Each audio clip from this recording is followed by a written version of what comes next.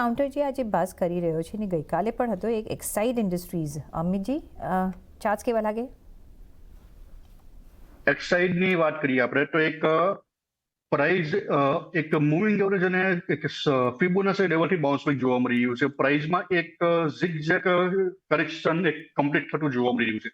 તો પ્રાઇઝમાં એક bounce back આવી શકે છે. લેવલ તમને જણાવી દઉં, આ પ્રાઇઝમાં એક બાઉન્સ બેક તમને જોવા મળી શકે છે 515 થી 540 સુધી. તો 515 540 એક ગોલ્ડન ઝોન છે.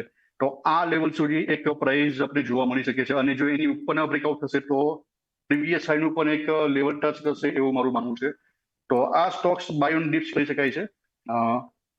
સ્ટોપલોસ તમારો રહેશે એમાં 410 410 ના સ્ટોપલોસ એમાં નવી એન્ટ્રી કરી શકાય છે. બાય ઓન ડિપ્સ પણ કરી શકાય છે.